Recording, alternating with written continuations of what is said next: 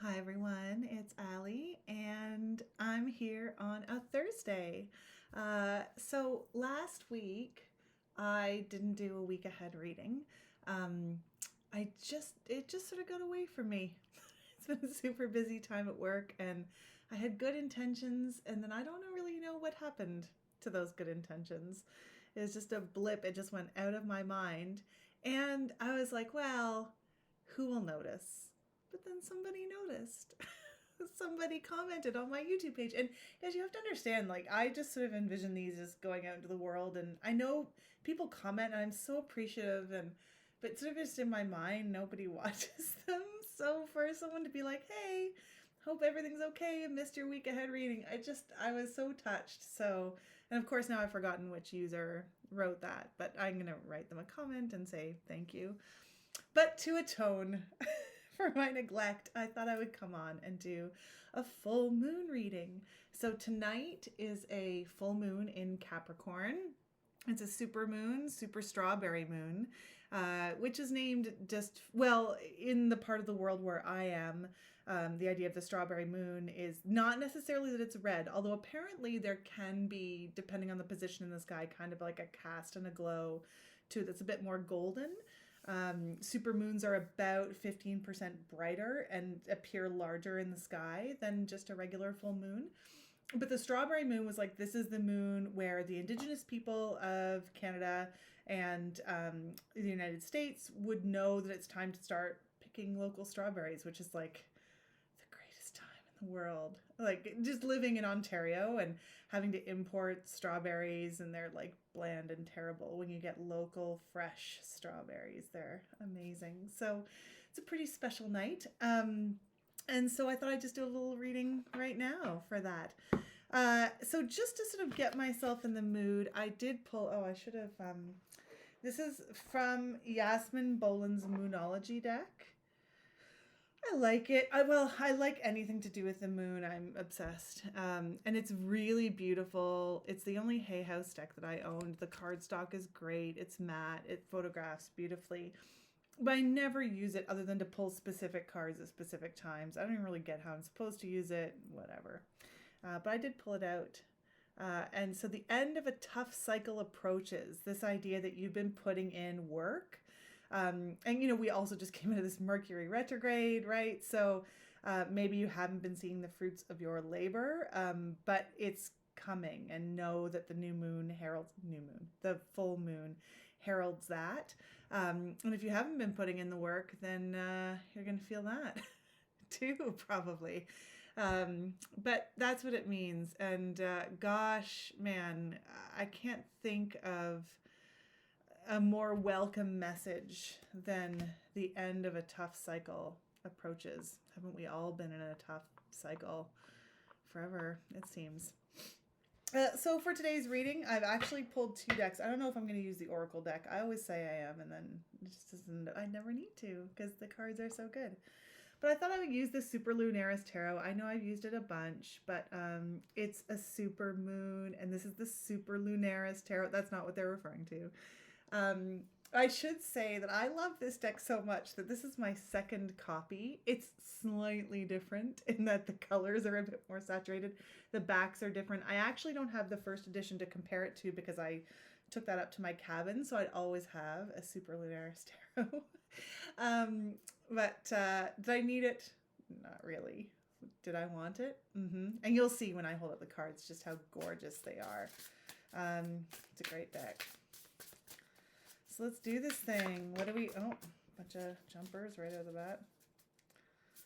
What do we need to think about for this? Okay, the same cards just jumped out twice, so we're keeping them. 2. I was like, no, I think that was just my clumsiness and they weren't jumping, and then out they came again.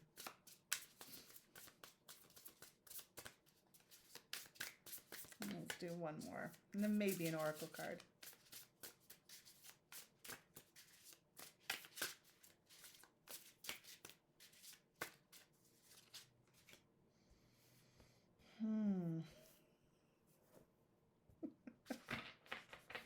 Okay, this is some super moon energy we have here. All three cards came out upright. We begin with the Lovers. Gosh, I love this Lovers card. I feel like this might be a future tattoo for me. I don't know. I don't have any tattoos. I just dream about them, but I also have commitment issues, so I don't have any. But I like them. Next, in the middle, we have the Magician, which I feel like I often pull with the Superlunaris when I do these readings. It's becoming a bit... It's not my number one stalker card. So far, my number one stalker card this year has been the Six of Cups, which is a delight to have as a stalker card. I never mind that one. And the King of Wands, who looks to me like Ben Kingsley. I think it every time I see this King of Wands. Isn't he gorgeous? So, 2 majors and a court. And our full moon message that I drew specifically earlier is the end of a tough cycle approaches. So let's start with the Lovers card. I think the Lovers card is super interesting. And while I don't always interpret it in necessarily a romantic relationship way, here it does feel to me like it really is. Partly because of the other cards I drew, but just when I first saw it jump out of the deck twice, I was like, yeah, this does say this sort of romantic, passionate relationship. But the thing about the Lovers card, it is always also about choice. And if you think about how early on it comes in the major arcana, it's only card 6. So I do think of it as a bit more, if we're going to sort of rank the cards in terms of Fool's Journey and Wisdom, it's a bit more of a naive card. It's a bit more of an immature card. And there's always this built-in idea of choice. I mean, you even see here, right, we've got this iconic archetype of the snake, right? This idea of choice and wisdom. So it says to me that maybe if we're going to look at the end of this tough cycle, like just sort of working out where you are romantically and the choices that you're making romantically, where you're allowing your attention to be drawn. Is it moving in a productive way? Is it this sort of immature time in love? Or are you at this sort of time in conflict with this sort of Lovers card? And the reason I think that is because we have this pull next to it of the Magician, right? This card of manifestation and inner power. So it says to me, like, are you putting too much stock and value into this relationship? Even if it's a great relationship, right? Are you subsuming yourself and a bit of your own power to it, right? Are you overly codependent, or does this person's opinion matter more than it should? And again, not to say that other people's opinions don't matter, but if you've been in a relationship, that one of the most exciting things is someone who has like a divergent opinion to yours, and you can discuss them.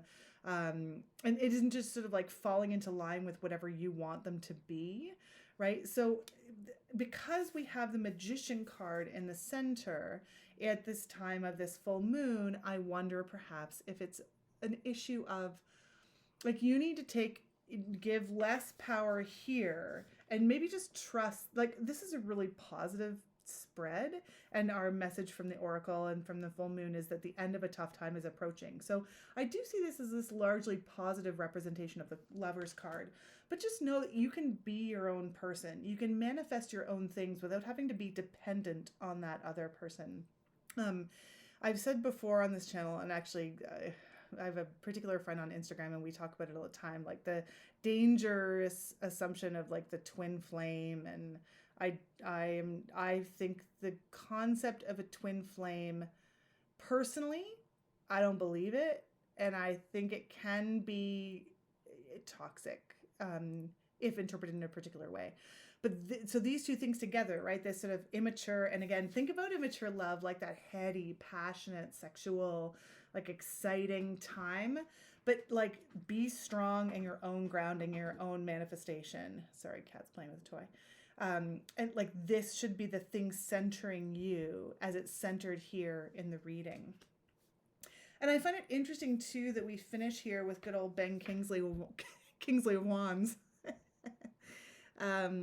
I don't know if they modeled it after Ben Kingsley. I should not say that. But like the King of Wands, right, the wand is like the fiery passion, which puts all of this into perspective.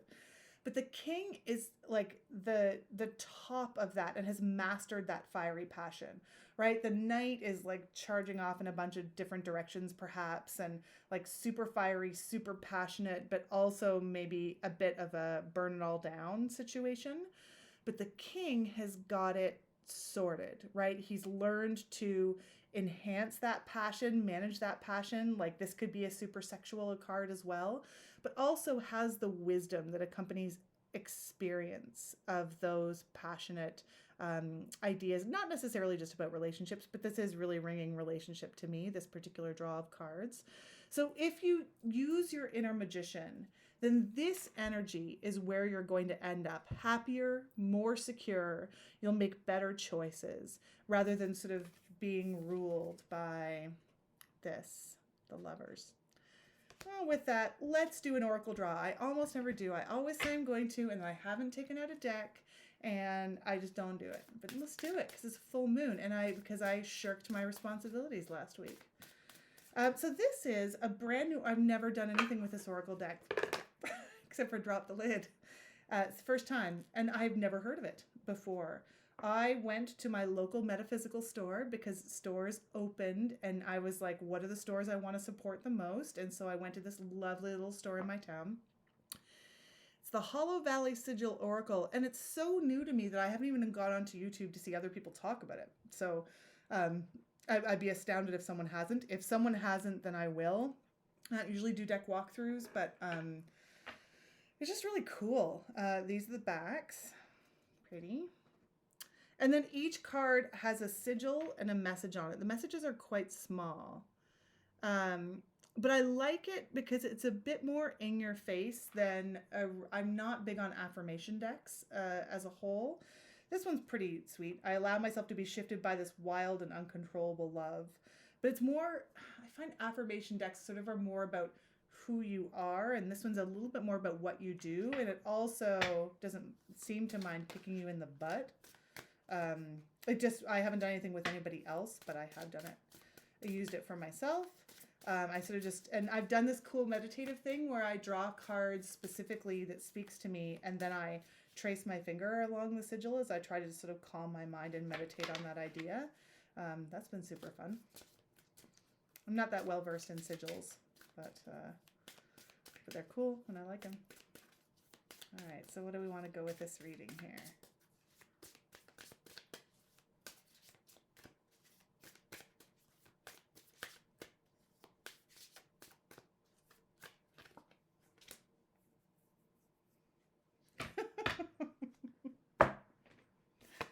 I allow myself to be shifted by this wild and uncontrollable love.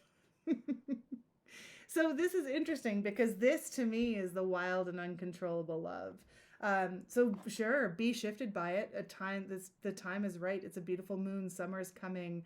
This pandemic is over. Like I just want to French kiss everybody, I tell you.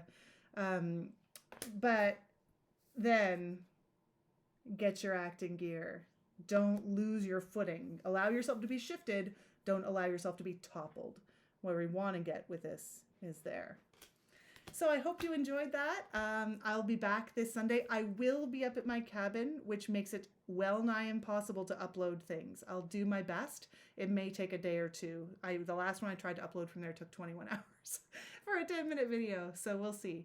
But I hope to be back on Sunday. And if I'm not, that's why. And if you missed me for the week ahead reading, thank you. I'm super flattered. And I hope you have a great day and a wonderful full moon.